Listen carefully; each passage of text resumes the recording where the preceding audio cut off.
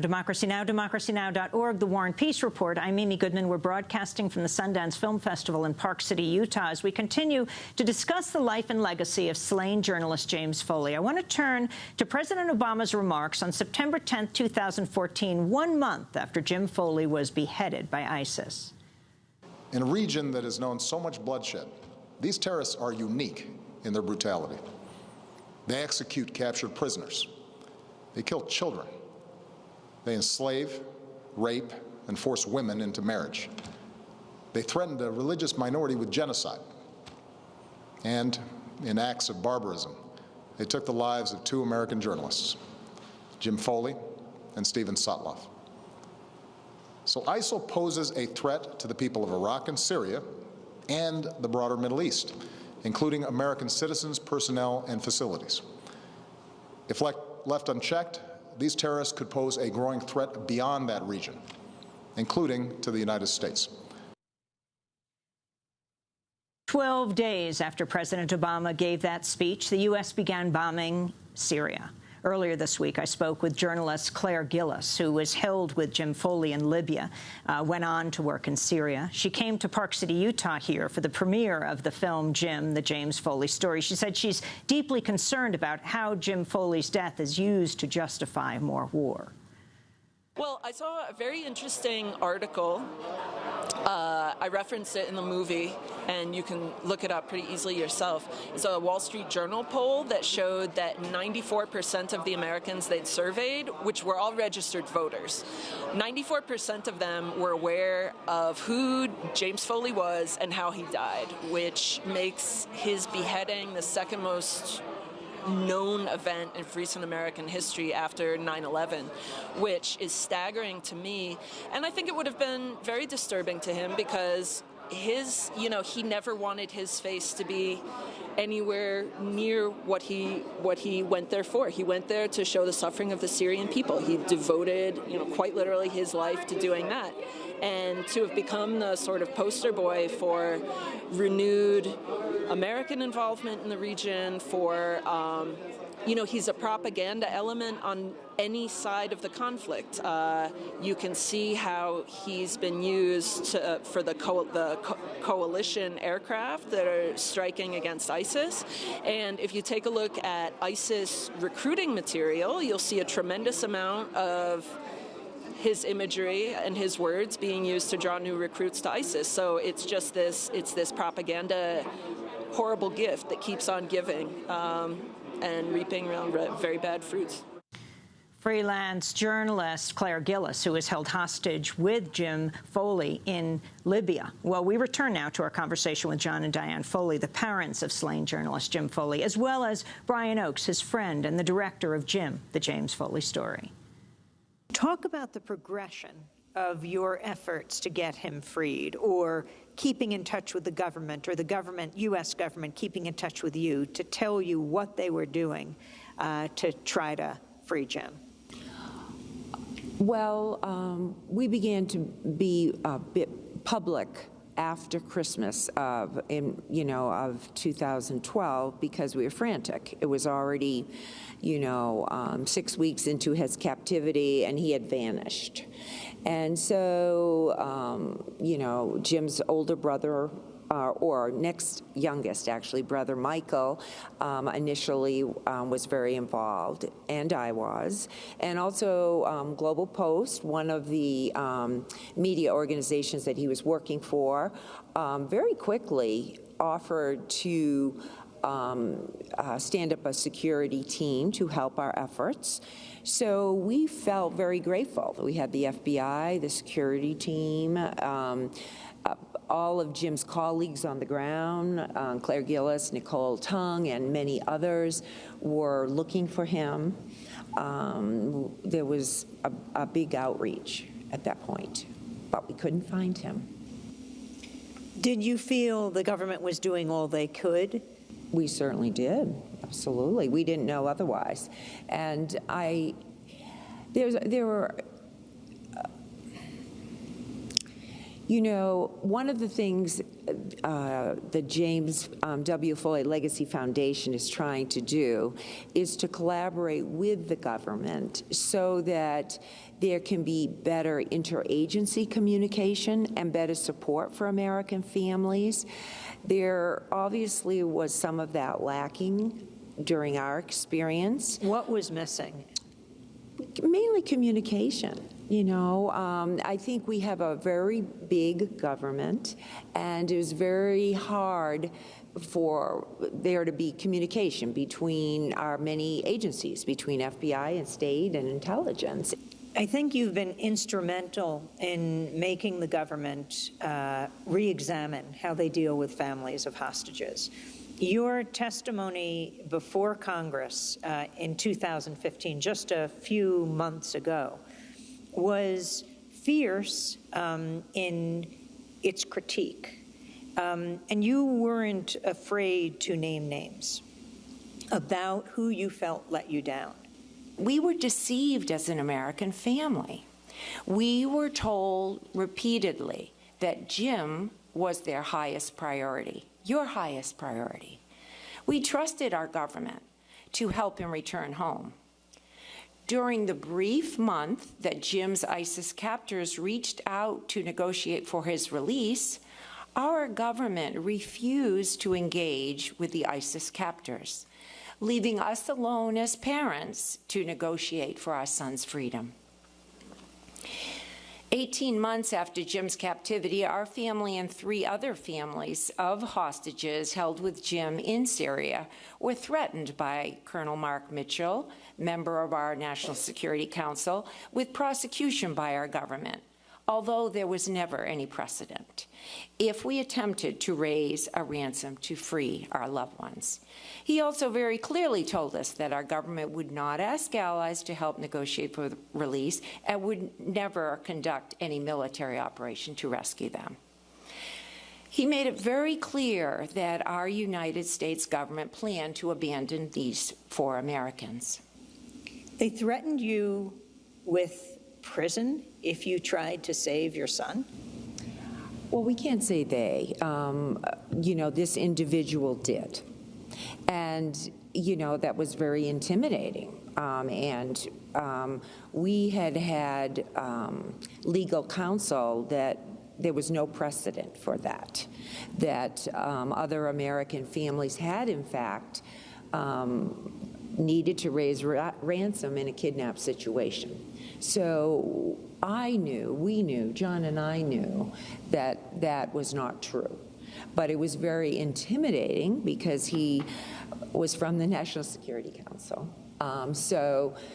It was obviously very upsetting to all of us as families and frightening, you know, because we wanted to and needed the help of our government to get them out, hopefully, you know. Then the issue of countries that negotiated for their hostages and countries that didn't. The U.S. didn't. Countries like France clearly did, and this is something, Diane, you raised in your testimony very forcefully. Our government's abandonment of Jim allowed their deaths to be used as propaganda for ISIS recruitment, thus strengthening and emboldening ISIS. It surely helped in their recruitment of other violent people who want to destroy us. As I said before, at one point there were more than 20 Western hostages held together, all of whom are citizens of our allies. All our Western allies valued their citizens enough to negotiate for their freedom. Had Jim been French, Spanish, German, Italian, or Danish, he would be alive today. Brian, you interviewed Nicolas Haynen, who we also interviewed, the French hostage who was released, as well Pierre Torres, who is in your film. And Pierre is very clear about why they were freed. He says our country negotiated. You have to realize that France is not America. It's a small country. We don't have such thing as CIA, and we don't put this amount of money in those things. But they managed to get their guys out, while the American government completely failed. So now I think the American government and also the British government have to to give back big accounts on what's failed and what they did, because it's not acceptable. Now, Diane Foley, what do these countries do that the United States refuse to do? Well, we don't know all the details at all. All we know is that they were willing to talk with or find ways to talk with the captors, and thus find a commonality, a way to get their hostages released. But however, our government finds that problematic because, of course, large sums of money were exchanged in these negotiations, which, of course, funds the terrorism and the continued kidnapping. So this is a very complex problem. There were a lot of disconnects, and that is partly why this is one of our major campaigns, Amy. There were, issues, problems, but again, we want to be part of that solution, Amy. And we're seeing some progress, some real progress, in a very complicated situation, very complex, dangerous world. So that is what is making us hopeful. John? Yeah, and I can't understate the fact that our government, President Obama, the hostage fusion and recovery cell, the evaluation of that policy that led to the cell, has been extremely honest and extremely thorough. So the deficiencies that we dealt with have been addressed.